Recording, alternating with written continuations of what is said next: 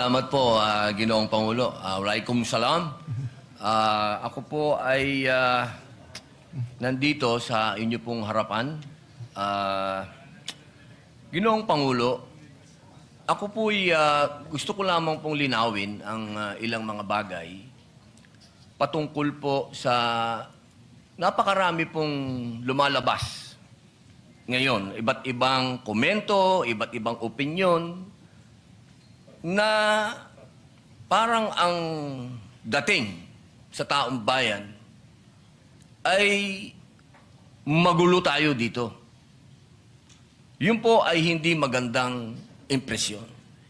Sapagkat yung pong nangyari na ang ating mahal na kasama, Senator De La Rosa, noong siya po ay lumabas dito sa atin, malinaw na po na merong warrant of arrest galing sa ICC. Kung nung mga panahon po dati ay kine-question siya, tinatanong siya kung bakit siya nagtago, ngayon po ay wala ng question. Ako po ay nagsasalita bilang isang artista. Sapagkat ginawa ko na po ang mga buhay ng mga magagaling na tao. Katulad po, nung ginawa ko ang buhay ni Senator Lacson, yung 10,000 hours, pati po yung kanyang pagtatago, yun po ay sa kadahilan ng may prinsipyo siyang pinaglalaban. At ganoon din po, nung ginawa ko ang buhay ni Senator Bato de la Rosa, may pinaglalaban na prinsipyo itong taong ito. Hindi siya kriminal. Ang napakapangit po na impresyon na binibigay, parang tayo dito sa Senado ay nagtatago tayo ng kriminal. Wala pa pong kriminal dito. Wala pa pong napapatunayan dito.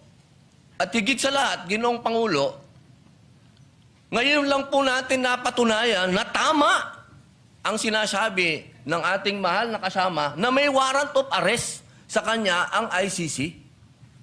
Kaya dito po sana, Ginoong Pangulo, nabubura na yung sinasabi na siya'y nagtatago ng walang dahilan.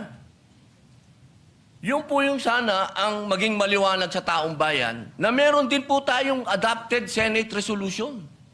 Ito po yung number 44 na malinaw po doon sa resolution na ito expressing the sense of the Senate of the Philippines to protect all Filipinos against extrajudicial rendition and guarantee then a reasonable time prior to their surrender by extradition from the Philippines to seek redress from the courts and avail of legal remedies.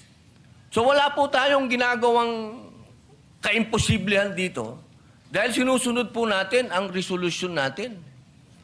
Dahil siya po, inaasahan natin at meron din po siyang pending na TRO sa Supreme Court. Ginoong Pangulo, sana wag po tayong magkaroon ng mga mixed messages dito. Hindi ko po hinihingi doon sa ating mga kasama na bumoto ng no dito sa resolution nito na pumanig kay Senator De La Rosa.